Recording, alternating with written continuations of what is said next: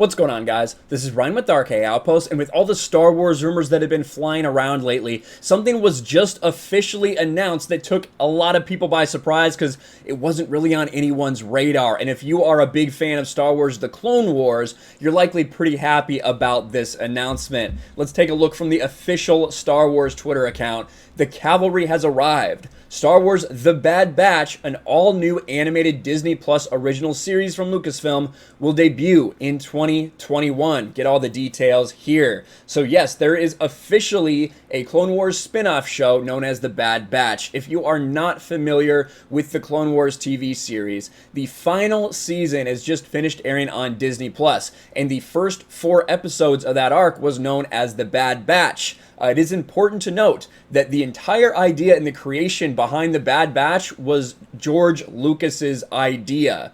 So we're going to talk more about that, but let's look at the announcement and then let's look into a Variety article that goes in a little more detail.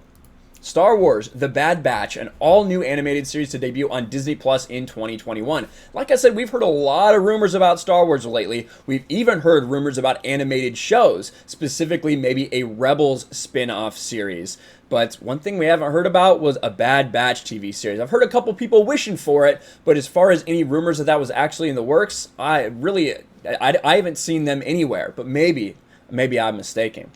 Today, Disney Plus ordered its next animated series from Lucasfilm, Star Wars The Bad Batch. Fresh off the critically acclaimed series finale of Star Wars The Clone Wars, the Disney Plus original series will premiere on the streaming service in 2021.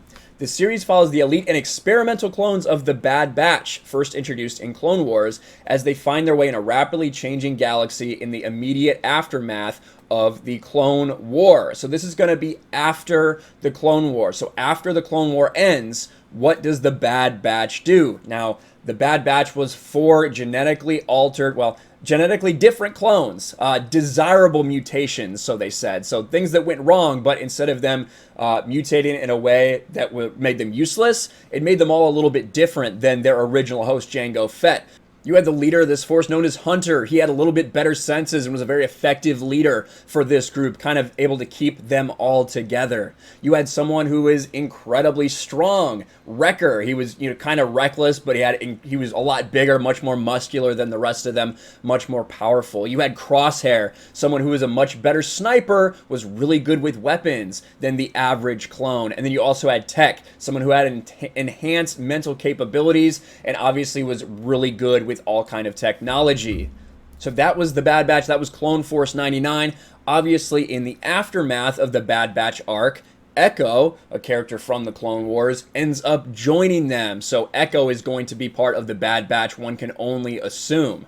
In the post-Clone War era, they will take on daring mercenary missions as they struggle to stay afloat and find new purpose. Giving new and existing fans a final chapter of Star Wars The Clone Wars has been our honor at Disney Plus, and we were overjoyed at the global response to this landmark series.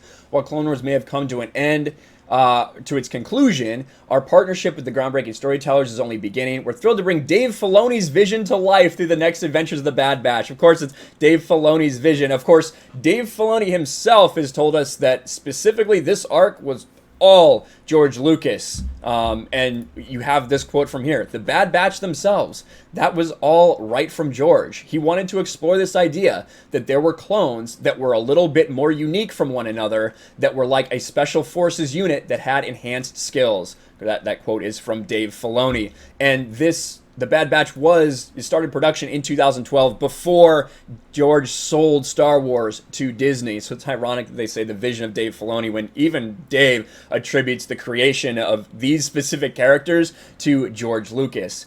And I would say that if you played Republic Commando back in the day, which I really enjoyed when you played as Delta Squad, although those clones weren't necessarily genetically altered, they all had very different sets of skills to form a 4-man commando group. So that idea was not something necessarily new in Star Wars, but George wanted to bring it to life through genetic mutations for the Clone Wars. Now let's take a look at this Variety article that gives a little more detail on specifically who is going to be in what role for this TV series. It covers some of the same stuff that we said before, which is basically the press release. News of the show comes just 3 months after the Clone Wars wrapped its acclaimed Season 7 run. Dave Filoni, the mastermind behind Clone Wars and one of the brains behind Mandalorian, will executive produce Bad Batch alongside Athena Portillo, Brad Rao, and Jennifer Corbett. Carrie Beck is on board as co-executive producer and Josh Rhimes as producer. Rao will serve as supervising director with Corbett as head writer. So it should be very clear. It's going to be interesting to see because this is going to be characters from the Bad Batch, from the Clone Wars, which we all know is Dave Filoni's baby. However, Dave Filoni is just going to be serving as executive producer. Doesn't sound like he's going to be too involved on the directing and the writing side of things. So is this going to be, again, if this fails, if this is bad, is it going to be like Star Wars Resistance, which even though Dave Filoni was the executive producer, they said, well, I mean, he wasn't too involved. So you can't blame Dave Filoni for that. That will be interesting as well. Here's that quote again that we talked about earlier. The Bad Batch is the latest Star Wars series coming to Disney+. So far, only The Mandalorian and Clone Wars have launched, but Disney+ also has had an Obi-Wan Kenobi series with Ewan McGregor reprised his iconic role and Cassian Andor show in the works. I guess we'll see if either of those ever actually see the light of day. But I will say, if you're a fan of the Clone Wars, you have to be pretty happy with this announcement right now. You know, as someone who, you've heard my takes on the Clone Wars, I'm not the biggest fan, to be sure. This arc, you know, I reviewed this arc on the channel. I didn't think it was necessarily anything special, but I did think it was good. I thought it was good. I liked the interaction between the clones. Most importantly, it stayed away from the actual story of Star Wars and didn't mess with any of the lore between episodes 2 and 3, which we've so often seen them do. It didn't make a character super important in the plot of Revenge of the Sith like we saw in later episodes when Ahsoka is so intricately involved in what actually happened during Revenge of the Sith, which we know was never the plan. But I'm happy for Clone Wars fans to get this show out there. I'm sure a lot of people are going to be excited about that. One thing to take note of is, you know, they've said we're done telling the Clone Wars stories. There are a lot of Clone Wars fans out there who know that there's 50 other potential story arcs to be told, around 50 more episodes that they had planned for the Clone Wars that they could show us if they wanted to create them. Now, personally, I don't see much point in that. I think that 7 seasons of Clone Wars between episodes 2 and 3 is plenty, and actually like too much when you factor in the very limited time you had.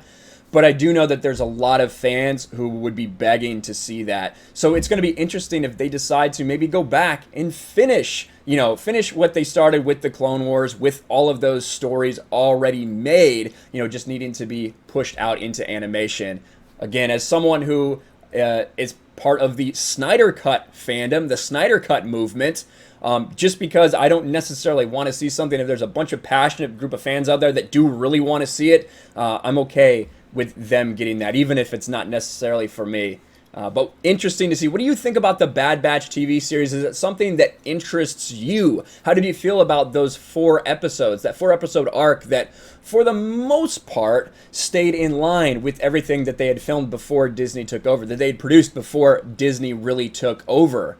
We saw a couple changes here and there. For the most part, they stayed fairly true to what George's intention for these characters were. Let me know in the comments below what you think about all this. Smash the like button, subscribe to the channel, ring the bell for notifications, share this video out there, and I will talk to you later.